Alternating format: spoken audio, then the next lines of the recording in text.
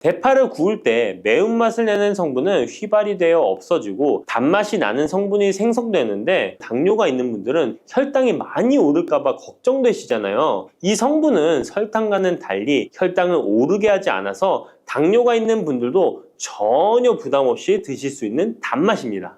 뿌리, 줄기, 이파리까지 버릴 것 없는 대파는 정말 다양한 조리법도 있는데요. 피를 맑게 하고 내장 지방을 없애주며 장 건강에도 좋은 풍부한 영양소들도 함유되어 있어 반드시 먹어야 하는 채소 중 하나입니다. 이런 대파도 함께 먹으면 보약이 되는 음식이 있고, 또 독이 될 수 있는 음식도 있습니다. 그리고 먹는 방법에 따라 효능도 다르다고 하니 다양한 방법으로 드시는 것을 추천해 드리고요. 그럼 지금부터 대파의 효능과 함께 먹으면 보약이 되는 음식 3가지와 독이 되는 음식 2가지까지 알려드리겠습니다. 그리고 대파의 특급 레시피 4가지와 대파 보관법까지, 대파의 모든 것 알려드릴게요. 우리나라에서는 통일신라 때부터 재배를 했다고 알려져 있습니다. 그만큼 오랫동안 재배하고 식탁에 올라온 채소인데요. 대파 특유의 향이 다른 식재료의 잡냄새를 제거하는데 탁월한 효과가 있어서 생선이나 고기류의 냄새를 제거하는 향신료로도 많이 사용되고 있죠. 뿐만 아니라 물에 넣고 끓이게 되면 감칠맛이 좋아져서 다양한 육수와 채소를 만드는 데에도 빠지지 않고 들어가는 재료이기도 합니다. 이런 대파의 첫 번째 효능이 바로 내장 지방을 싹 빼준다는 것입니다. 대파에는 특유의 향과 알싸한 매운맛을 나게 하는 성분이 있는데요. 이 성분이 바로 황화알릴이라는 성분입니다. 이 황화알릴은 대파에 열을 가해 굽게 되면 프로필 메르캅탄이라는 성분과 아조엔이라는 성분으로 변하게 되는데요. 대파를 구울 때 매운맛을 내는 성분은 휘발이 되어 없어지고 단맛이 나는 성분이 생성되는데, 그 성분이 바로 프로밀 메르캅탄입니다. 이 프로밀 메르캅탄의 단맛 강도가 설탕 단맛의 강도보다 무려 50배나 강해서 대파의 단맛이 좋아지는 건데요. 정말 놀랍지 않나요? 근데 단맛 하면 당뇨가 있는 분들은 혈당이 많이 오를까봐 걱정되시잖아요. 이 성분은 설탕과는 달리 혈당을 오르게 하지 않아서 당뇨가 있는 분들도 전혀 부담 없이 드실 수 있는 단맛입니다. 또 열을 가하면 아조엔이라는 성분이 만들어진다고 했잖아요. 바로 이 성분이 우리 몸을 회복시키는 효능이 있는데요. 어떻게 우리 몸을 회복시킬까요? 그것은 바로 혈관을 깨끗하게 해주기 때문입니다. 아조엔의 별명이 바로 혈관 청소부인데요. 혈관에 나쁜 콜레스테롤을 제거하고 혈액이 뭉치는 혈전 생성을 방지해줍니다. 혈관도 확장해줘서 혈액순환을 원활하게 해주는 역할도 해준답니다. 이런 효능으로 신진대사를 원활하게 해주고 동맥경화, 고지혈증, 고혈압 등의 심혈관 질환을 예방하는 데에도 도움을 줄 수 있습니다. 뿐만 아니라 내장지방을 분해해 몸 밖으로 배출시켜주는 효능이 있어서 건강뿐만 아니라 다이어트에까지 도움을 주는데요. 최근에는 다이어트 식품으로도 많이 활용되고 있습니다. 그리고 대파의 녹색 부분에는 베타카로틴이 풍부한데요. 이 성분이 바로 강력한 항산화 물질입니다. 이 베타카로틴은 우리 몸속의 활성산소를 제거하여 노화를 방지해주고 피부의 탄력을 유지하여 주름을 예방하는 효과도 탁월하여 피부 미용에도 좋은 영양소입니다. 그리고 면역세포의 기능을 강화해주어 감기나 독감 등의 질병을 예방하고 알레르기 반응을 억제해주는 효과도 있습니다. 또한 베타카로틴은 눈의 피로도 해소해주는데요. 시력을 보호하고 야맹증과 안구건조증을 예방하는 데에도 도움을 줄 수 있습니다. 대파의 베타카로틴은 구울 때 2.5배나 증가한다고 하는데요. 이런 대파의 효능을 극대화해 먹을 수 있는 방법이 있습니다. 대파의 특급 레시피 소개해드리겠습니다. 우선 대파를 깨끗하게 씻어주시고요. 5cm 정도로 잘라주십니다. 대파를 반으로 갈라주셔도 되고 그냥 사용하셔도 됩니다. 기름을 두르지 않은 팬에다가 대파를 올려서 구워주시는데 앞뒤로 골고루 약간 탄 것 같이 잘 구워줍니다. 이제 장을 만들어 줄 건데요. 물을 2컵 넣어주시고요. 간장을 반 컵 넣어줍니다. 그리고 고춧가루와 참기름을 1스푼씩 넣어줍니다. 이렇게 넣고 한번 끓여주시고 다 끓고 나면 식초를 반 스푼 넣어주시면 됩니다. 이렇게 만들어진 양념장을 구운 파를 넣은 그릇에 붓고 하루 정도 숙성시켜 드시면 됩니다. 물론 바로 드셔도 되지만 숙성시켜 드시면 더욱 맛있는 대파 요리를 드실 수 있습니다. 그리고 대파에서 대파의 뿌리는 특히 채소와 육수를 만들 때 많이 사용하는데요. 대파의 뿌리에는 알리신이라는 성분이 풍부하게 함유되어 있습니다. 이 알리신은 우리 몸을 따뜻하게 해주고 열을 올려주는 역할을 하고 혈액순환을 원활하게 해줘서 신경을 안정화시켜주기도 하는데요. 이렇게 신경을 안정시켜주는 효능으로 불면증도 완화해주어 잘 때 머리맡에 두고 주무시는 분들도 계십니다. 그리고 알리신은 몸에 열을 내주는 효능으로 기침 감기와 가래를 완화시켜주는 데 도움을 주며 항균, 항암 효과도 있어서 각종 바이러스와 암세포를 억제해 주어 암을 예방하는 데에도 탁월한 효능을 발휘합니다. 알리신은 지방을 분해하고 배출해줘서 다이어트에도 도움을 준다고 알려져 있습니다. 그리고 대파의 뿌리 부분에는 폴리페놀 성분이 많이 함유되어 있어 심혈관 질환 예방에 탁월한 효능이 있습니다. 식이섬유도 풍부하여 장 운동을 활성화하고 배변 활동을 도와 변비를 예방하고 숙변을 제거하는 효능도 있고요. 이런 대파 뿌리를 채소나 육수 만드실 때 말고는 특별히 많이 안 쓰는데요. 대파 뿌리의 특급 레시피를 하나 알려드릴게요. 그것은 바로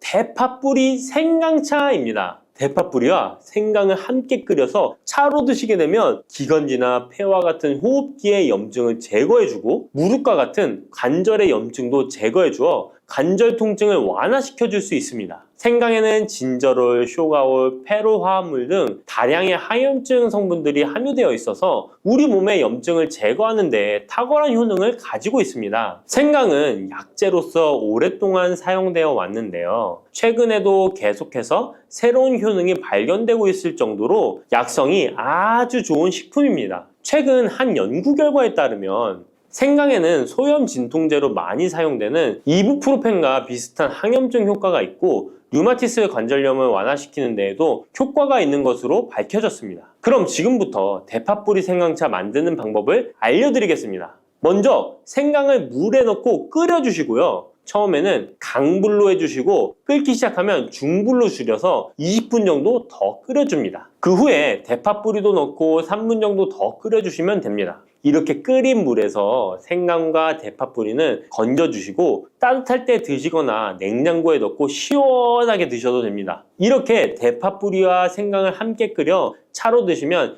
효과를 극대화할 수 있는데요. 다만 평소에 소화가 잘 안 되시고 위가 약하신 분들은 이렇게 끓인 대파 뿌리 생강차에 물을 섞어서 연하게 드시는 것을 추천해 드립니다. 이렇게 해서 하루에 한 번, 두 번 꾸준히 드신다면 감기 걱정도 없고 염증을 완화시켜 관절염으로 인한 통증도 줄일 수가 있을 거예요. 그리고 대파와 함께 드시면 보약이 되는 식품에는 무도 있습니다. 무를 말려서 무말랭이로 드시면 무의 좋은 성분들을 농축하여 드실 수 있다고 하는데요. 간단하게 다시 한번 알려드리자면 무를 드시면 기침과 가래를 멈추게 해주는 효능이 있고 소화를 잘 되게 해주며 혈관을 깨끗하게 해줘서 심혈관 질환에도 도움을 줄 수 있습니다. 또한 칼슘의 함량이 높아서 골다공증을 예방하고 뼈를 튼튼하게 만들어주죠. 그리고 해독작용도 뛰어나고 혈당을 조절해줘서 당뇨를 예방하는 데에도 도움을 줄 수 있습니다. 이렇게 좋은 물을 대파와 함께 드시면 그 효능이 극대화될 수 있는데요. 특히 혈액을 깨끗하게 해줘서 심혈관 질환을 예방하며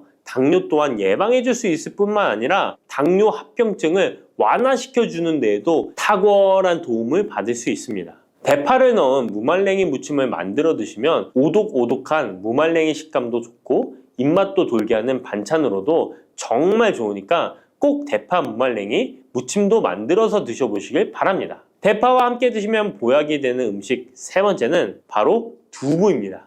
이 대파와 두부가 만나면 우리 몸에 에너지를 공급하여 활력이 넘치도록 도와줍니다. 그 이유는 바로 대파의 알리신 성분과 두부의 비타민 B1이 만나면 알리티아민으로 전환이 되는데요. 이 알리티아민이 비타민의 체내 흡수율을 높여주고 신진대사를 촉진해서 우리 몸의 피로를 회복하고 에너지를 불어넣어 주기 때문입니다. 그럼 여기서 대파 두부 조림 맛있게 만들어 드시는 특급 레시피 알려드릴게요. 먼저 잘 씻은 대파를 어슷썰기로 썰어주시고요. 두부는 정사각형으로 깍둑 썰기를 해줍니다. 먼저 두부를 기름을 두른 팬에 구워주시고요. 노릇노릇해지면 썰어놓은 대파를 넣어줍니다. 간장을 2스푼 넣어주시고요. 고소한 참깨도 뿌려서 잘 익혀주시면 대파 두부 조림 완성입니다. 정말 맛있겠죠? 이렇게 만든 대파 두부 조림을 드시고 활력 넘치는 하루를 보내실 수 있을 거예요. 대파와 함께 드시면 보약이 되는 음식 4번째 알려드릴게요. 그것은 바로 대파 팽이버섯 부침입니다. 이 팽이버섯은 버섯 중에서도 버섯 키토산의 성분이 가장 많이 함유되어 있을 뿐만 아니라 식이섬유가 정말 풍부하게 함유되어 있는데요. 버섯 키토산은 혈액 속의 지방을 분해하고 콜레스테롤을 제거해 고혈압, 동맥경화, 심장병 같은 심혈관 질환을 예방할 뿐만 아니라 체내 지방을 흡착하여 배출시켜주어 내장 지방을 줄여주는 데에도 탁월한 효능이 있습니다.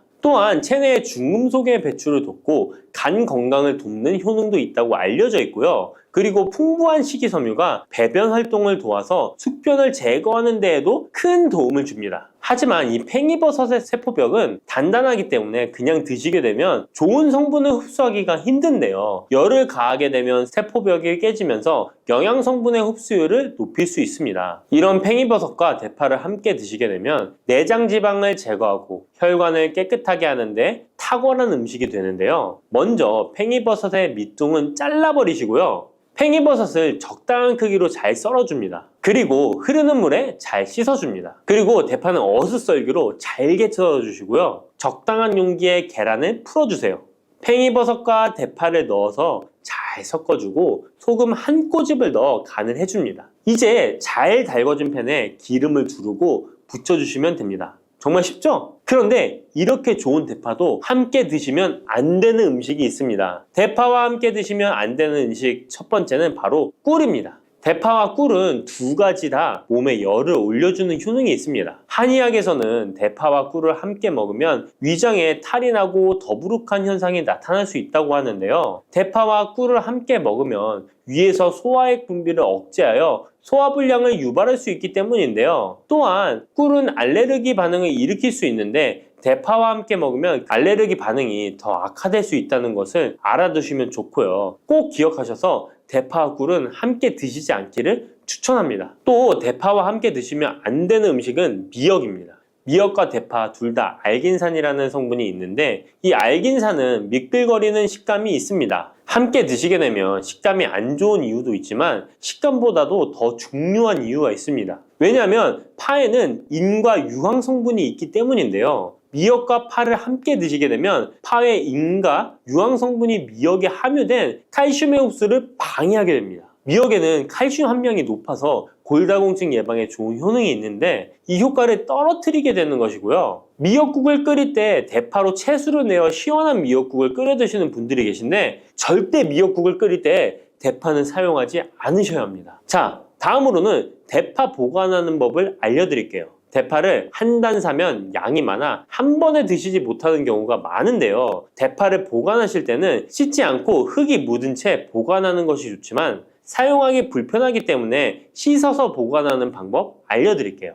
우선 잘 씻은 대파를 줄기와 잎부분으로 나눠 잘라주시고요. 물기를 제거하고 키친타올을 넣은 지퍼백에 줄기와 잎부분을 나눠 담아 냉장고에 보관해 주시면 됩니다. 이렇게 하시면 2주에서 3주 정도는 보관 가능하시고요. 더 장기간 보관하시려면 냉동을 하시면 되는데 냉동 보관하시려면 대파를 사용하기 원하는 크기대로 잘라서 지퍼백에 넣어 냉동하시면 됩니다. 이렇게 하시면 냉동된 대파를 꺼내서 요리하실 때 바로 사용하실 수 있을 겁니다. 단백질 폭탄으로 알려진 두부는 건강식으로 많이 드시는 대표적인 식재료입니다. 그런데 두부를 잘못 드시면 오히려 건강을 해칠 수 있다는 사실 알고 계신가요? 두부를 먹을 때 독이 되는 최악의 경우, 그리고 두부를 어떻게 먹어야 우리 몸에 보약이 될 수 있는지에 대해 알려드리겠습니다. 두부가 오히려 건강을 해치는 첫 번째는 바로 GMO 유전자 변이된 콩으로 만든 두부를 먹을 때입니다. 2018년 보도 자료를 보면 수익콩을 사용해 만든 두부 7종류 중에서 6종류가 GMO 성분이 검출되어 파문이 일었던 적이 있습니다. GMO는 원래 생산성을 향상시켜 식량 부족 문제를 해결하고 비타민, 미네랄 등의 영양소를 강화하거나 질병 저항성을 높여 건강에 도움을 주기 위해 유전자를 변이하여 재배하는 것입니다. 또 제초제나 살충제의 사용량을 줄일 수 있어서 환경오염도 줄일 수 있는 장점이 있습니다. 하지만 이렇게 재배된 것을 섭취했을 때 건강에 대한 안정성 문제와 생태계 파괴 등의 논란은 끊이지 않고 있습니다.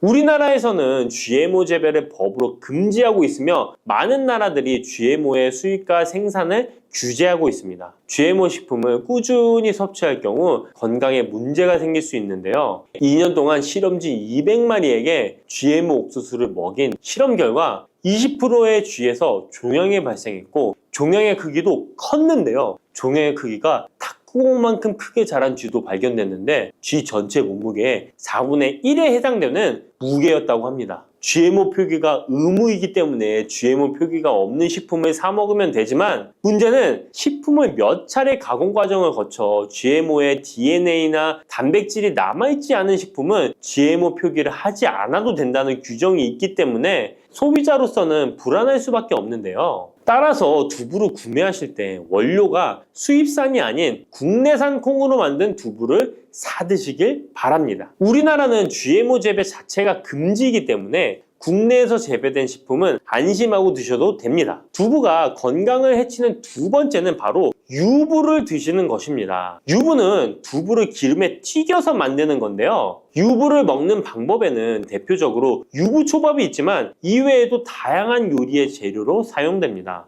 유부의 고소한 맛과 부드러운 식감 때문에 다양하게 사용되지만 건강에 해로울 수 있으니까 주의하셔야 됩니다. 두부를 기름에 튀겨 만든 유부는 칼로리가 높아질 뿐만 아니라 트랜스 지방이 생성됩니다. 트랜스 지방은 혈관 내 콜레스테롤을 증가시키고 심혈관 질환의 위험을 증가시킵니다. 이로 인해 대사증후군과 뇌 기능에도 영향을 미쳐 인지력, 학습 능력을 감소시키는 부작용을 일으킬 수 있습니다. 유부를 아예 드시지 말라는 게 아니라 맛이 좋고 간단하게 식사 대용으로 드실 수 있는 유부만 맛이 좋고 간단하게 식사 대용으로 드실 수 있는 유부지만 과하게 드시지 않고 적절히 드시면 좋겠죠? 세 번째, 두부를 드실 때 주의할 점은 시금치와 함께 드시면 안 된다는 것입니다. 시금치는 철분이 풍부하게 함유되어 있어 빈혈 예방에 효과적으로 알려져 있습니다. 또한 비타민 A, 루테인, 제아잔틴 등의 영양소가 풍부하여 눈 건강 증진에 탁월한 효능이 있고 마그네슘, 비타민 K 등이 풍부해서 뼈 건강 증진에 효과적인 것으로 알려져 있습니다. 그러나 문제는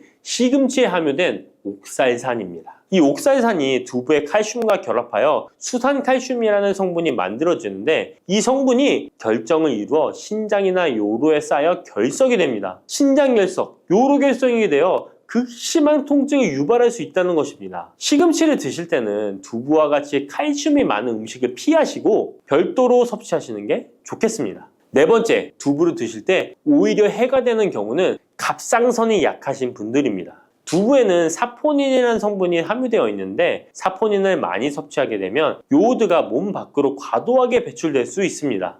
요오드는 갑상선 호르몬의 합성과 조절을 돕는 아주 중요한 성분인데요. 요오드가 부족하게 되면 갑상선 호르몬인 티록신의 생성이 부족하게 되어 갑상선의 기능을 제대로 하지 못하는 상황이 발생할 수 있습니다. 이렇게 되면 갑상선 저하증이 생길 수 있고 무기력해지고 피로가 회복이 잘 안 되며 우울증, 부종, 집중력 저하 등의 다양한 증상을 야기할 수 있습니다. 갑상선에 문제가 없는 분이라면 두부를 많이 드셔도 문제가 되지 않지만 이미 갑상선이 약하신 분들에게는 안 좋은 영향을 줄 수 있는 것입니다. 그렇다면 두부는 어떻게 드셔야 두부의 효능을 최대한 높일 수 있는지 알려드리겠습니다. 두부는 기본적으로 단백질이 풍부한데 이뿐만 아니라 리놀렌산, 레시틴, 피토스테롤 등의 성분이 풍부해서 몸 안의 콜레스테롤 수치를 낮춰주고 혈액순환을 원활하게 해서 동맥경화, 심근경색, 뇌출혈 등의 심혈관 질환을 예방할 수 있습니다. 또한 두부는 체력과 근력을 유지하는 데 큰 도움을 주는데요. 바로 두부의 풍부한 단백질 때문이죠. 근육은 매일 일정량이 새로운 근육으로 대체되기 때문에 매일 단백질을 공급해줘야 되는데요. 우리 몸에 단백질을 공급해주기 위해 정말 유용한 음식이 두부인 것이죠. 또한 두부에는 콜린이 풍부한데 콜린은 알츠하이머성 치매를 예방하는데 탁월한 효능을 발휘하게 됩니다. 두부는 탈모 예방에도 도움이 되는데요. 머리카락의 원료인 단백질을 보충하는데 도움이 될 뿐만 아니라 이소플라본이 풍부해 남성 호르몬을 조절해줍니다. 따라서 호르몬성 탈모 예방에 도움을 줄 수 있는 것입니다. 또한 두부는 건강하게 장수하는 데 도움이 되는데요. 많은 과학자들의 연구 결과 건강하게 장수한 사람들의 특징이 식물성 단백질을 꾸준히 섭취했다는 사실을 발견했고, 동물성 단백질을 식물성 단백질로 바꿔 섭취했을 때 사망의 위험성이 낮아진다는 연구 결과도 있습니다. 이러한 효능이 극대화가 되려면 소화 흡수가 잘 되어야겠죠. 두부 중 소화 흡수가 가장 잘 되는 것이 바로 순두부입니다. 순두부는 일반 두부와 마찬가지로 비질을 분리한 콩물에 응고력이 약한 응고제를 넣어 만든 것인데요. 그렇기에 훨씬 부드럽고 소화 흡수가 잘 되는 형태가 되는 것입니다. 하지만 단점은 일반 두부보다 단백질, 섬유질 등의 영양 성분의 함량이 떨어지는데요. 이런 단점을 보완하기 위해 계란과 함께 드시면 좋은 대안이 될 수 있어요. 순두부찌개에 계란이 들어가 있는 것이 맛뿐만 아니라 영양적으로도 찰떡궁합인 것이죠. 순두부와는 식감이 완전히 다른 쫄깃한 두부면이 요즘 인기가 높아지고 있는데요. 밀가루를 대체할 수 있는 다이어트 식품으로 많이 알려지고 있습니다. 다양한 면 요리에 사용되는데 단순히 두부를 면 모양으로 만든 것이 아니라 일반 두부보다 단백질의 함량이 2배 정도 높아서 건강에 더욱 좋은 식품입니다. 두부에서 수분을 빼고 응축시켜 만들기 때문에 같은 무게당 영양 성분의 함량이 높아지는 것입니다. 두부는 양배추와 함께 드시면 좋은데요. 두부는 단백질이 풍부하지만 비타민C와 섬유질이 부족한데 양배추와 함께 드시면 모든 영양소를 골고루 섭취할 수 있게 되는 것입니다. 또 귀리를 넣은 잡곡밥과 함께 드시면 좋은데요. 귀리에 풍부하게 함유된 식이섬유와 베타글루칸과 두부의 단백질, 칼슘을 충분히 섭취할 수 있는 것입니다. 두부는 그리고 미역과 김, 다시마와 같은 해조류와 함께 드시면 좋은데요. 이런 해조류와 함께 드시게 되면 두부의 단백질을 흡수하는데 극대화가 되고 두부의 사포닌으로 인한 요오드 배출을 해조류의 풍부한 요오드 성분이 상쇄시켜 줄 수 있는 것입니다.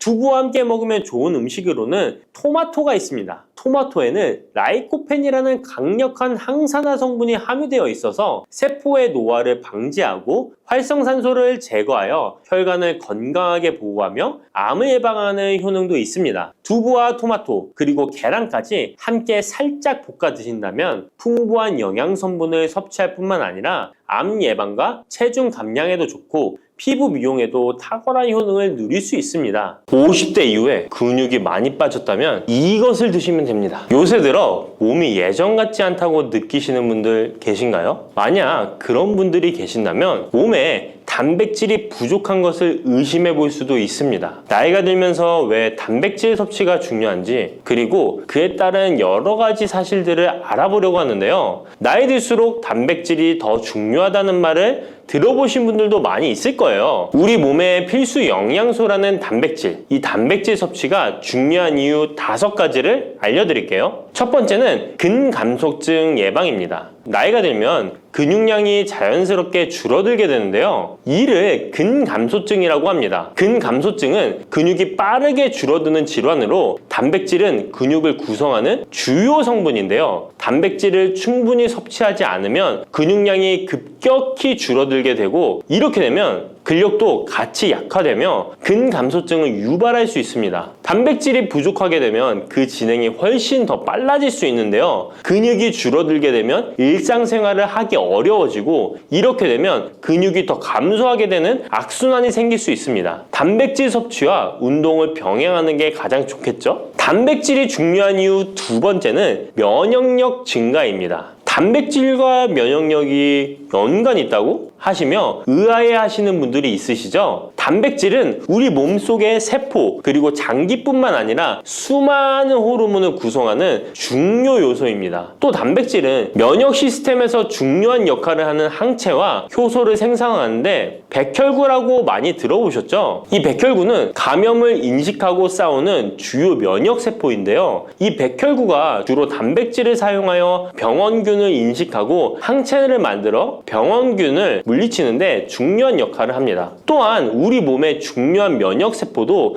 감염에 대응할 때 단백질을 사용하여 신호를 보내고 병원균을 파괴하는 작용을 합니다. 나이가 들면서 면역 시스템이 약해지기 쉬운데 그럴수록 단백질을 충분히 섭취하면 면역력을 높일 수 있습니다. 단백질 섭취가 중요한 이유 세 번째는 심혈관계 질환 예방입니다. 단백질은 심혈관 건강에도 영향을 주는데요. 특히 식물성 단백질이 도움을 줍니다. 예를 들자면 콩류와 견과류 등은 나쁜 콜레스테롤인 LDL의 수치를 낮추고 심혈관계 질환의 위험을 줄이는데 도움이 됩니다. 특히 노년층에서 단백질 섭취는 고혈압, 동맥경화증, 심장병 등을 예방하는데 중요한 역할을 합니다. 네 번째는 피부의 탄력 저하를 예방합니다. 피부의 주 성분 중 하나인 콜라겐은 단백질로 이루어져 있는데요. 나이가 들면 콜라겐이 자연스럽게 감소하게 되는데 이로 인해 피부 탄력이 떨어지고 주름이 생깁니다. 이때 단백질을 충분히 섭취하면 피부 건강에도 좋은 영향을 주는데요. 단백질 공급은 피부 재생을 촉진시켜 피부 건강을 유지하는 데 도움을 줍니다. 다섯 번째는 골다공증 예방입니다. 나이 드신 여성분들은 특히 더 주목해주세요. 질병관리청의 보도자료에 따르면 대한민국 50세 이상의 골다공증 유병률은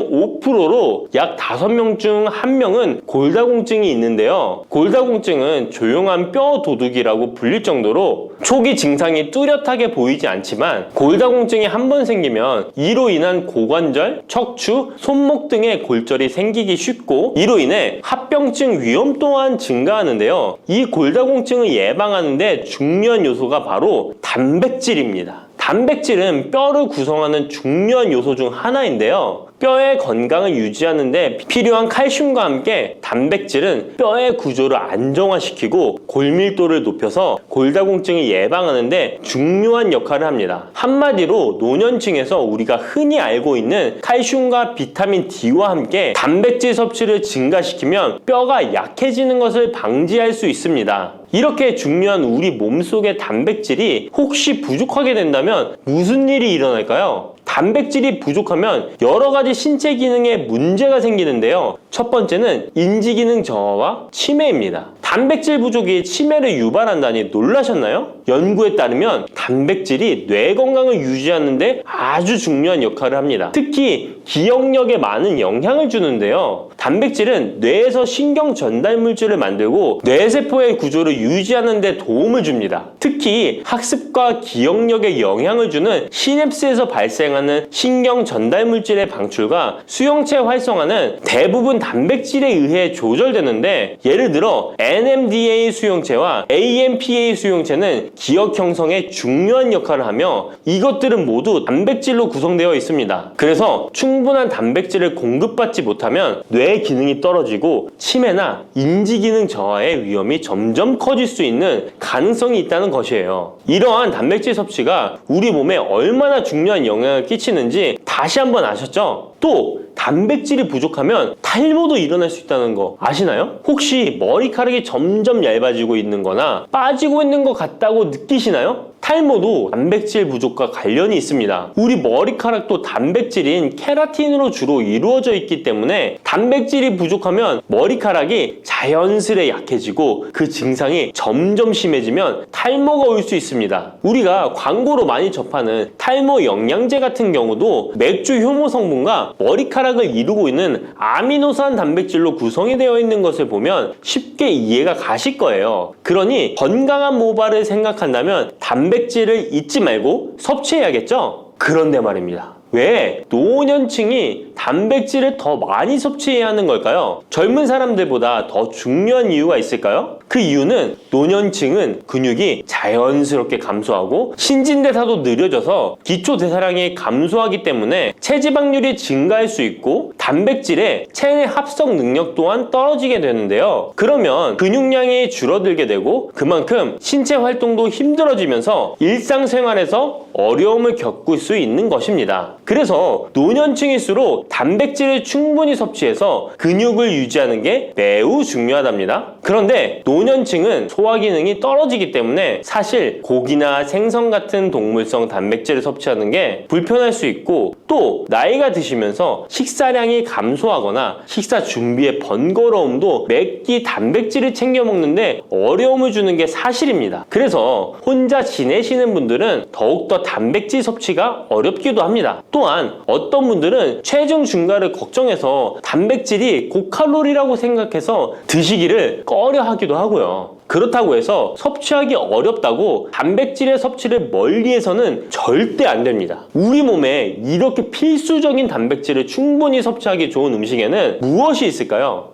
단백질을 섭취하기 좋은 추천 음식 4가지 바로 소개해 드릴게요. 첫 번째 식품은 계란입니다. 사실 단백질 하면 가장 먼저 떠오르는 식품이 계란인데요. 계란 2알만 드셔도 하루에 필요한 단백질의 20%를 섭취할 수 있다는 거 아셨나요? 특히 계란의 단백질은 완전 단백질로 분류되는데요. 이는 우리 몸이 제대로 기능하는 데 필요한 필수 아미노산을 포함한다는 것을 뜻해요. 계란은 단백질뿐만 아니라 비타민 A, D, E도 함유하고 있어 건강에 매우 좋은데요. 계란은 자연적으로 비타민 D를 함유하고 있는 드문 식품 중 하나입니다. 또한 계란 노른자에는 칼슘, 구리, 요오드, 철분, 망간, 인, 셀레늄, 아연도 풍부하게 함유하고 있어서 계란을 먹으면 많은 영양소를 쉽게 섭취할 수 있는 거죠. 두 번째 식품은 생선입니다. 등푸른 생선 좋다는 이야기는 누구나 한 번쯤 들어보셨을 텐데요. 사실 등푸른 생선뿐만 아니라 다른 생선도 저지방, 고단백 식품으로 다른 고단백 식품인 육류에 비해 지방 함량이 낮고 필요 영양소는 그대로 제공해줍니다. 생선에는 단백질과 함께 오메가3 지방산도 풍부하게 함유되어 있어 심혈관 건강에 좋죠. 특히 연어, 고등어, 참치 같은 생선은 단백질뿐만 아니라 항염증 효과도 있습니다. 그리고 대구 같은 백색 생선은 지방 함량이 매우 적고 단백질은 상대적으로 많아서 체중 걱정이신 분들이나 다이어트를 하는 사람들에게 더욱 좋은 생선입니다. 등푸른 생선도 지방 함량은 높지만 이 지방이 건강에 유익한 오메가3 지방산이기 때문에 건강에 도움이 되는데요. 생선의 단백질은 다른 육류나 콩류보다 소화가 편하고 생선의 살은 비교적 부드러운 섬유질을 가지고 있어서 소화가 빠르고 몸에서 쉽게 흡수됩니다. 세 번째는 유단백 식품인 우유나 요거트 같은 유제품입니다. 특히 노년층에서는 유제품을 섭취하면 칼슘도 함께 챙길 수 있어서 골다공증 예방에도 도움이 되는데요. 유제품에 포함된 단백질은 고품질 단백질입니다. 고품질 단백질은 신체가 효율적으로 사용하고 필요한 아미노산을 모두 공급하는 단백질을 말하는데요. 유제품에 포함된 주요 단백질은 카제인과 웨이로 2가지 모두 필수 아미노산을 풍부하게 포함하고 있습니다. 웨이 단백질은 소화가 쉽기 때문에 운동 직후 우유를 섭취하시면 근육에 아미노산을 빠르게 공급할 수 있고 카제인은 천천히 흡수되어 장시간 동안 일정한 수준의 아미노산을 제공해 근육 손실을 방지하는 데 도움을 줍니다. 하지만 우유를 먹으면 속이 불편하신 분들도 계시죠? 많은 사람들이 유제품을 섭취할 때 소화 불편을 겪을 수 있는데 특히 락토스 불내증, 즉 유당 불내증이 있는 경우입니다. 그러나 요즘에는 이런 분들을 위한 락토스를 제거한 락토프리 우유나 치즈, 요구르트 등은 락토스가 거의 없거나 적은 제품들이 많이 나와 있는데요. 락토스 불내증이 있는 사람도 이런 유제품은 문제없이 섭취할 수 있습니다. 소화가 어려우신 분들은 참고하셔야겠죠? 네 번째는 콩류입니다. 콩류 또한 식물성 단백질로 유명하죠. 콩류는 식물성 단백질을 제공하는 대표적인 식품인데요. 두부나 두유 같은 식품으로도 쉽게 섭취할 수 있고요. 콩류와 같은 식물성 단백질은 고기나 유제품과 같은 동물성 단백질에 비해 지방 함량이 낮고 콜레스테롤이 없는 특징을 가지고 있습니다. 특히 콩, 렌틸콩, 병아리콩, 검정콩 등 다양한 종류의 콩류는 필수 아미노산을 풍부하게 포함하고 있어 신체가 필요로 하는 단백질을 고루 제공하는데요. 특히 고기나 생선 같은 동물성 단백질이 소화가 어려우신 분들에게는 두부나 비지찌개 같은 소화가 잘 되면서도 단백질도 섭취할 수 있는 콩류가 좋은 단백질 식품입니다. 이렇게 몸에 필수적인 단백질, 음식만으로 충분히 섭취되면 좋겠지만 그게 어려운 경우도 있을 텐데요. 이때 단백질 보충제도 좋은 선택이 될 수 있습니다. 운동 후에 빠르게 단백질을 보충하고 싶을 때나 식사를 통해 충분한 단백질을 섭취하기 어려운 경우 보충제가 유용한데요. 마트에서 쉽게 찾을 수 있는 단백질 파우더나 고단백 프로틴바를 이용하면 간편하게 단백질을 보충할 수 있습니다. 하지만 이렇게 간편하게 섭취할 수 있는 제품들 몸에 좋다고 많이 섭취하면 좋을까요? 과량 섭취할 때도 큰 문제가 될 수 있습니다. 한 번에 과도한 단백질은 신장에 부담을 줄 수 있고 또 체내에서 불필요하게 지방으로 축적될 수 있습니다. 단백질의 하루 권장 섭취량은 성인 기준 몸무게 1kg당 약 1g인데요. 하루 권장 섭취량을 꼭 지키는 게 중요하죠. 한마디로 보충제는 식사로 부족한 부분을 보충하는 역할만 하도록 하고 식사로 골고루 단백질을 섭취하는 게 가장 이상적입니다. 마지막으로 단백질 섭취 시 간단한 팁을 알려드리겠습니다. 매 끼니마다 조금씩 단백질을 나눠서 섭취하는 게 단백질 흡수에는 효과적인 거 아셨나요? 단백질은 탄수화물과 지방과 다르게 잉여 단백질이 몸에 저장되지 않는데요. 그 때문에 한 번에 과량으로 섭취하면 소화가 어려워지거나 신장에 부담만 줄 수 있고 단백질은 필요 이상의 단백질은 배출되기 때문에 번거롭더라도 매일 조금씩 몇 끼마다 꾸준히 섭취하는 게 중요합니다. 고기 좋아하시는 분, 채소를 더 선호하시는 분, 이제는 다 같은 단백질이라고 생각하지 마시고 동물성 단백질과 식물성 단백질을 골고루 섭취해야 하는데 동물성 단백질은 식물성 단백질에는 부족한 아미노산이 풍부하고 식물성 단백질은 동물성 단백질에 비해 지방이 적고 섬유질도 같이 섭취할 수 있습니다. 우리가 평상시에 먹는 한식은 사실 단백질 섭취에 아주 좋은데요. 식탁에 단백질이 풍부한 계란, 생선, 두부, 콩들을 반찬으로 두어 개만 먹어도 쉽게 몇 끼마다 몸에 필요한 단백질을 섭취할 수 있습니다. 이제부터 잊지 마시고 단백질이 풍부한 반찬 꼭 드셔주세요. 마늘이 몸에 좋다는 사실은 너무도 잘 알고 계시죠?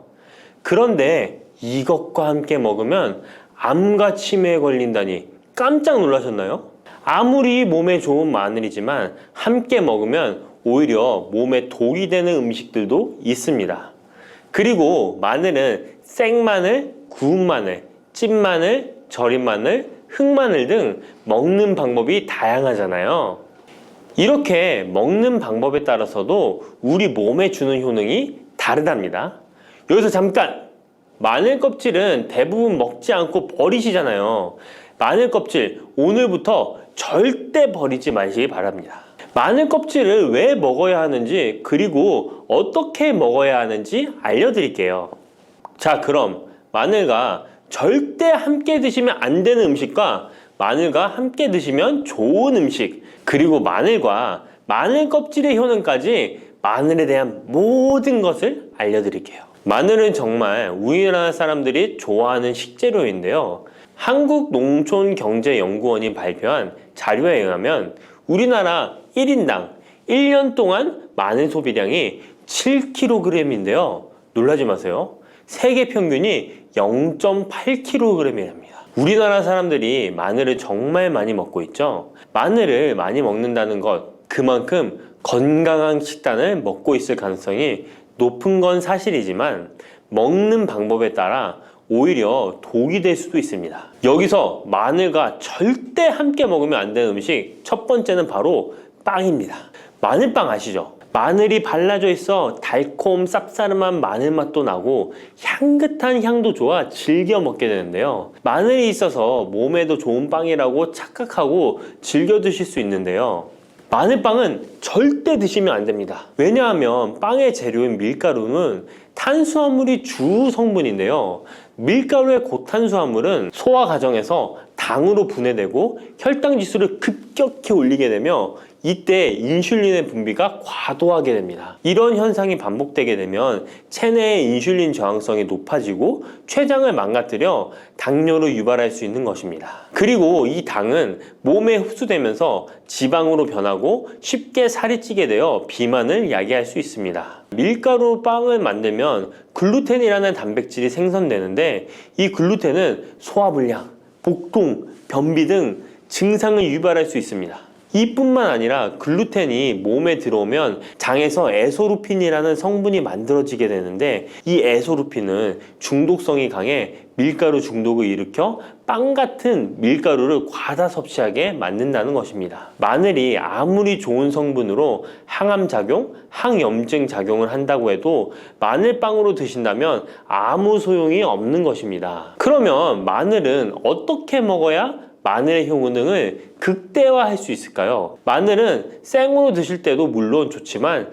익혀서 드실 때 더욱 좋습니다. 몸에 보약이 되는 마늘 먹는 법, 첫 번째는 마늘밥입니다. 국립농업과학원에 따르면 마늘의 S-알리시스테인 함량을 조리법에 따라 조사한 결과 생마늘일 때 S-알리시스테인 함량이 2.77mg 정도 되었고 삶기 시작한 후 30분이 지나면 4.92mg이 되었으며 1시간이 지났을 때 9.16mg으로 생마늘에 비해 무려 4배 이상이 많아진다고 했습니다. 뿐만 아니라 121도의 온도에서 1시간 동안 마늘을 쪘을 때 S-알리시스테인 함량이 50.24mg으로 생마늘보다 18배 정도 높았다고 연구 결과를 발표했습니다. 따라서 마늘을 드실 때는 1시간 이상 끓여서 드시는 것이 좋은데요. 이런 방법이 번거로워 추천드리는 방법이 바로 마늘밥입니다. 밥을 할 때 마늘을 넣는데요. 1인분에 마늘 3, 4알 정도씩 넣어서 밥을 하시면 됩니다. 현미가 있다면 현미를 넣은 마늘밥을 하시면 더욱 좋은데요. 현미 속에는 티아민이라는 성분이 있는데 마늘의 S-알리시스테인과 현미의 알리티아민 두 가지 성분을 모두 섭취하여 항암 효과뿐만 아니라 피로회복, 근육통 완화에도 좋은 밥이 되는 것입니다. 그럼 마늘밥을 하기 위해 마늘을 까고 나면 껍질은 어떻게 하셨나요? 버리셨나요? 오늘부터는 절대 버리지 말기 바랍니다. 마늘에 효능하면 첫 번째로 생각나는 것이 아마도 항암 효과일 거예요. 그런데 마늘 껍질을 통해 엄청난 항암 효과를 누릴 수 있는데요. 우리나라 연구진에서 연구한 결과 마늘 껍질을 70% 에탄올 용매로 반복 추출해서 만든 마늘 껍질 추출물이 암 예방 효과에 탁월한 효능이 있다고 발표되었습니다. 특히 유방암, 위암, 간암, 대장암, 폐암, 세포뿐 아니라 다양한 암세포에 대한 억제 효과가 있다고 했는데요. 그 중에서도 유방암 세포의 증식을 억제하는 데 효과가 가장 높았다고 합니다. 마늘 껍질의 두 번째 효능은 바로 심혈관을 튼튼하게 한다는 것입니다. 마늘 껍질은 마늘 알맹이보다 식이섬유가 4배, 폴리페놀이 7배나 많게 함유되어 있는데요. 식이섬유는 혈관 내에 나쁜 콜레스테롤을 흡착해 몸 밖으로 배출하는 데 도움을 주고 항산화 성분인 폴리페놀은 콜레스테롤이 산화되는 것을 막아 나쁜 콜레스테롤이 만들어지는 것을 방지하는 데 효능이 있는 아주 중요한 성분입니다. 마늘 껍질에 함유된 알리신 성분은 혈중 지지를 낮춰 콜레스테롤과 중성지방을 낮추는 데 효과적인 성분입니다. 이를 통해 동맥경화를 방지하는 데 도움을 주어 심혈관 질환을 예방하는 데 좋은 성분인 것입니다. 또 마늘 껍질을 말려 분말로 만들어 음식에 넣어 드시면 비만을 막아주는 효과를 볼 수 있는데요. 식이섬유가 풍부해 지방의 흡수를 막고 나쁜 지방을 배출하는 데에도 탁월한 효능이 있습니다. 뿐만 아니라 체내 지방의 대사를 촉진하여 지방 분해가 빠르게 일어나 체지방을 제거하는 데 아주 효과적입니다. 그리고 마늘 껍질 분말로 드시는 방법 말고 차로도 드시는 방법이 있는데요. 마늘차 우리는 법을 알려드릴게요. 마늘 껍질을 깨끗하게 씻어 말린 다음에 기름을 두르지 않은 팬에 마늘 껍질을 넣고 볶아주어 수분을 없애줍니다. 이렇게 하는 이유는 수분을 없애는 것도 있지만 마늘 껍질을 열을 가하게 되면 항산화 성분인 폴리페놀과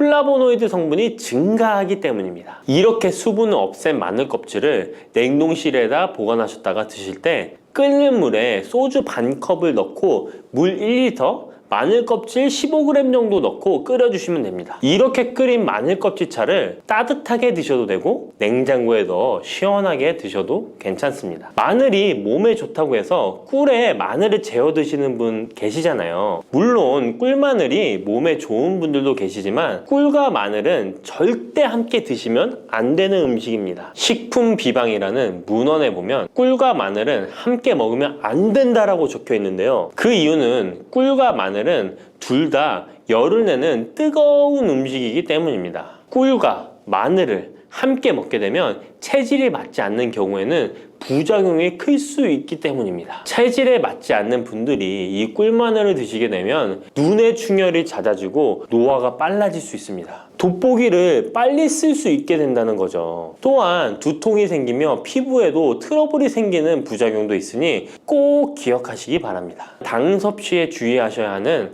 당뇨, 고지혈증을 갖고 계신 분들이나 암 환자분들은 절대로 꿀마늘을 드시면 안 됩니다. 그렇다면 마늘을 또 어떻게 드시는 것이 좋을까요? 바로 다양한 쌈채소와 함께 드시는 것을 추천드립니다. 마늘의 매운맛을 내는 알리신 성분이 혈관을 건강하게 하여 암을 예방하고 쌈채소를 통해 다양한 비타민과 무기질을 섭취하며 풍부한 항산화 물질도 섭취해 활성산소를 제거하고 혈관을 깨끗하게 해 노화를 방지하고 활력이 넘치는 건강한 몸이 될 수 있는 것이죠. 그런데 마늘을 반찬으로 만들어 드실 때 절대 드시면 안 되는 것이 있습니다. 그것은 바로 마늘장아찌입니다. 아니, 마늘장아찌가 왜? 라고 의문이 생기는 분들이 계시죠? 모든 마늘장아찌가 안 된다는 것이 아니라 설탕이 많이 들어간 마늘장아찌는 만들어 드시면 안 됩니다. 시중에 판매되는 마늘장아찌에는 설탕이 많이 들어가 있을 가능성이 높으니 절대 드시지 않기를 바랍니다. 몸에 좋은 마늘도 설탕과 함께 먹으면 오히려 독이 되는데요. 설탕이 많이 함유된 마늘장아찌를 드시게 되면 혈당이 급격하게 오르고 인슐린 저항성이 높아지며 혈액 속에 중성지방이 많아져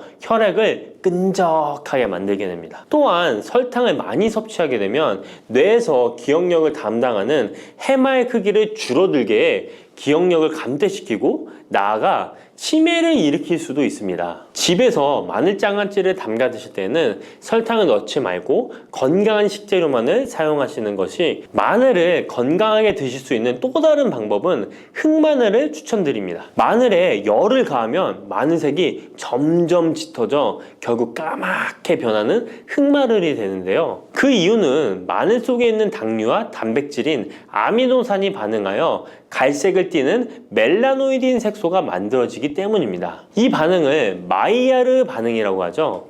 고기를 구우면 빨간색의 고기가 점점 휘어지다 갈색으로 변하는 반응과 같은 원리인 것입니다. 이렇게 흑마늘을 만들게 되면 생마늘보다 S알리스테인 성분이 5배가 많아질 뿐만 아니라 새로운 항산화 물질들이 많이 만들어지게 됩니다. 항암 효과가 뛰어난 폴리페놀이 생마늘에 비해 4배 이상 많아지고 위액 분비를 촉진해 소화를 잘 되게 하는 효능도 있으니 잊지 마시고 흑마늘을 만들어 주시기 바랍니다. 마늘은 또 요리할 때 많이 사용하는 재료인데요. 마늘을 얇게 썰어 기름에 튀긴 마늘튀김을 절대 드시면 안 됩니다. 기름에 마늘을 튀기면 마늘 향도 좋고 마늘의 매운맛은 없어지고 단맛은 좋아져 남녀노소 좋아하는 식재료가 되는데요. 뜨거운 기름에 튀긴 마늘은 우리 몸에 좋은 항산화, 항암 물질들을 파괴하고 몸에 안 좋은 탄수화물만 남은 음식이 됩니다. 마늘을 튀길 때 사용하는 기름은 오메가6 지방산이 많은 식용유를 사용하게 되는데요. 이런 기름을 많이 먹게 되면 몸 안에 지방산 불균형이 일어나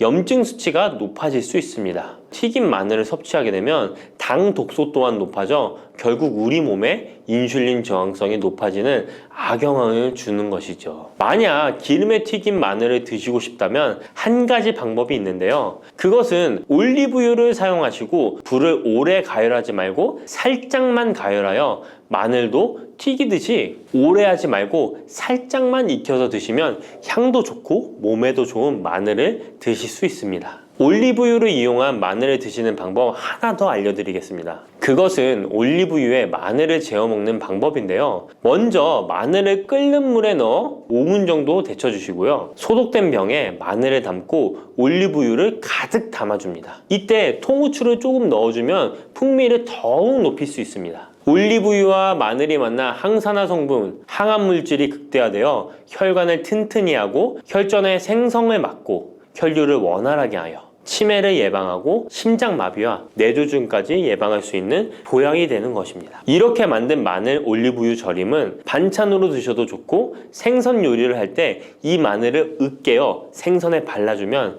생선 비린내를 잡아줄 뿐만 아니라 마늘과 올리브유의 풍미가 더해져서 더욱 맛있는 요리가 될 수 있습니다. 이렇게 좋은 마늘도 드실 때 주의하셔야 할 분들이 계신데요. 마늘의 효능 중에 혈전을 제거하고 혈류를 원활하게 하는 효능이 있었잖아요. 이런 효능이 혈액을 묽게 만들기 때문인데요. 와파린, 아스피린 같은 혈전 용해제를 복용하시는 분들이 마늘을 많이 드시게 되면 상처가 났을 때 피가 잘 멈추지 않을 수 있으니 주의하시기 바랍니다. 평소 위염이나 위궤양이 있어서 위가 안 좋으신 분들은 마늘에 알리신 성분이 위 점막을 자극하여 증상이 악화될 수 있으니 주의하시기 바랍니다. 그리고 과민성 대장 증후군이 있는 분들도 마늘을 많이 드시게 되면 복통이 일어날 수 있으니 마늘은 조금만 드시길 바랍니다. 부추와 이것을 함께 드시면 죽어가던 혈관이 살아나고 치매가 예방됩니다. 부추에는 항산화 성분과 각종 비타민, 칼슘, 칼륨 등의 미네랄 성분이 풍부하여 간 해독에 좋고 콜레스테롤을 낮추며 당뇨 예방과 조절에 도움이 되고 심혈관 질환을 예방하는 데에도 탁월한 효능이 있습니다. 부추가 건강에 도움이 된다는 사실은 많은 분들이 알고 계시지만 부추의 효능에 대해 자세히 알고 계신가요? 부추의 효능, 함께 먹으면 보약이 되는 음식과 부추를 드실 때 주의할 점, 그리고 부추의 특별한 조리법까지 모두 알려드릴게요. 같이 먹으면 좋은 음식 첫 번째는 두부입니다. 두부는 기본적으로 단백질이 풍부하며 리놀렌산, 레시틴, 피토스테롤 등의 성분이 풍부해서 몸 안에 콜레스테롤 수치를 낮춰주고 혈액순환을 원활하게 하여 동맥경화, 심근경색, 뇌출혈 등의 심혈관 질환을 예방할 수 있습니다. 그리고 두부는 체력과 근력을 유지하는데 큰 도움을 주는데요. 바로 두부의 풍부한 단백질 때문이죠. 근육은 매일 일정량이 새로운 근육으로 대체되기 때문에 매일 단백질을 공급해줘야 하는데요. 우리 몸에 단백질을 공급해주기 위해 정말 유용한 음식이 두부인 것이죠. 또한 두부에는 콜린이 풍부한데 콜린은 알츠하이머성 치매를 예방하는데 탁월한 효능을 발휘합니다. 그리고 두부는 건강하게 장수하는 데 도움이 되는데요. 많은 과학자들의 연구 결과 건강하게 장수한 사람들의 특징이 식물성 단백질을 꾸준히 섭취했다는 사실을 발견했고 동물성 단백질을 식물성 단백질로 바꿔 섭취했을 때 사망의 위험성이 낮아진다는 연구 결과도 있습니다. 이런 두부와 부추가 만나게 되면 심혈관 질환을 예방하는데 시너지 효과가 나오게 됩니다. 부추의 풍부한 황화아릴 성분이 혈관 내의 노폐물을 제거해주고 나쁜 콜레스테롤도 녹여주는 효과가 있는데요. 그렇게 되면 혈액은 깨끗해지고 혈액순환이 원활하게 되어 심혈관 질환을 예방할 수 있습니다. 그리고 부추에는 칼륨이 풍부한데요. 칼륨은 혈관 내에 나트륨을 배출해주는 작용을 합니다. 나트륨의 농도가 높아지면 고혈압이 발생하고 증세가 심해지면 치매까지 유발할 수 있는데요. 부추의 칼륨이 나트륨을 배출해 주어 혈관의 문제를 미리미리 예방하여 고혈압뿐만 아니라 혈관성 치매까지 예방하는 효과를 누릴 수 있답니다. 문제는 부추를 먹어 이렇게 혈액순환이 좋아진다 해도 혈관 내에 호모시스테인이라는 성분은 부추를 드시는 것으로는 해결되지 않습니다. 호모시스테인은 체내에서 메티오닌이 대사되는 과정에서 생성되는 아미노산입니다. 이 호모시스테인이 혈관에 쌓이게 되면 혈관을 손상시키고 혈액 응고를 촉진하므로 심혈관 질환이 급증할 수 있습니다. 그런데 이때 두부를 함께 드시게 되면 혈관 내 호모시스테인을 제거하는데 놀라운 효과를 볼 수 있는데요.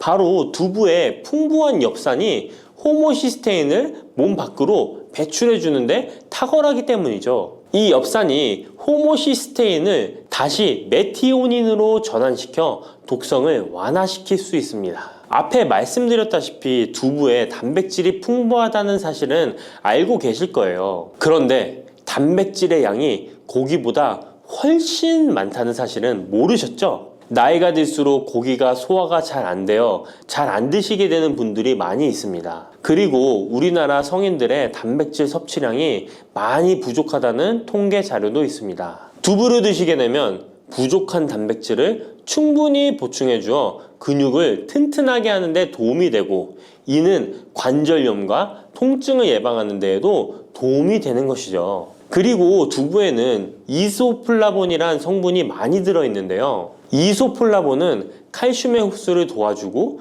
뼈에서 칼슘이 빠져나가는 증상까지 막아주는 효능이 있습니다. 이런 효능으로 노년기 골다공증을 예방하는 데 큰 역할을 해줄 수 있죠. 다만 이런 두부는 찬 성질을 가지고 있어 몸이 찬 분들이 드시면 소화가 잘 안 될 수 있는데요. 부추와 함께 드시면 이런 문제를 해결할 수 있습니다. 부추는 따뜻한 성질을 가지고 있기 때문에 두부의 찬 성질을 중화시켜 줄 수 있습니다. 그럼 두부와 부추를 함께 드시는 방법 알려드릴게요.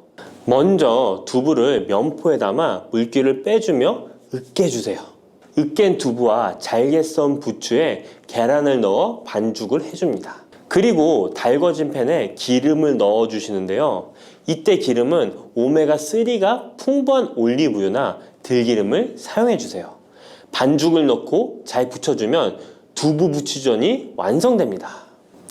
두 번째, 부추와 함께 먹으면 보약이 되는 음식은 사과입니다. 부추를 사과와 함께 드시게 되면 사과의 풍부한 항산화 물질들이 혈관을 보호하고 유기산이 우리 몸의 신진대사를 촉진해 주어 몸속에 생성되는 발암 물질들을 몸 밖으로 빠르게 배출시켜 줍니다.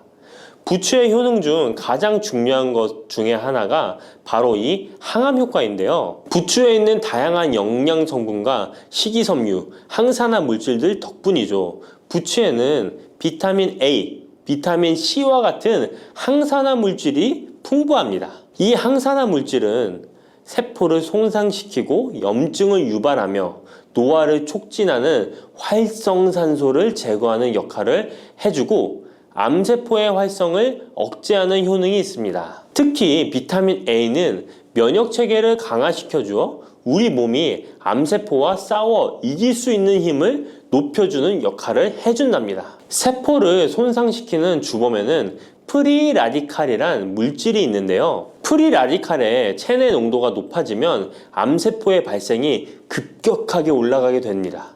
이런 나쁜 물질을 부추의 비타민 C와 비타민 E가 제거해 주어 암을 예방하는 효과가 있다는 것이죠. 그리고 부추와 사과에는 수용성 식이섬유가 많이 들어있는데요. 이 식이섬유는 소화 기능을 건강하게 유지할 뿐만 아니라 특히 대장암 같은 소화계통의 암을 예방하는 데 큰 도움을 줍니다. 그리고 식이섬유가 풍부한 부추와 사과는 혈당 관리에 도움을 주어 당뇨를 예방하고 개선하는 데 큰 역할을 하는데요. 식이섬유는 혈관 내에 콜레스테롤을 배출하는 데 도움을 주고 당 성분이 장에서 천천히 흡수되도록 해주어 혈당이 급격히 오르는 것을 방지해 줍니다. 이렇게 되면 췌장에서 인슐린이 분비되는데 충분한 시간을 벌어주어 췌장이 혹사되는 것도 예방해 주는 것이죠. 그럼 부추와 사과는 어떻게 드시면 좋을까요? 먼저 각종 각종 채소로 샐러드를 만들어 드실 때 부추와 사과를 채를 썰어 함께 드셔도 정말 맛있게 드실 수 있습니다. 그리고 부추와 사과를 함께 갈아서 주스로 만들어 드셔도 좋은데요.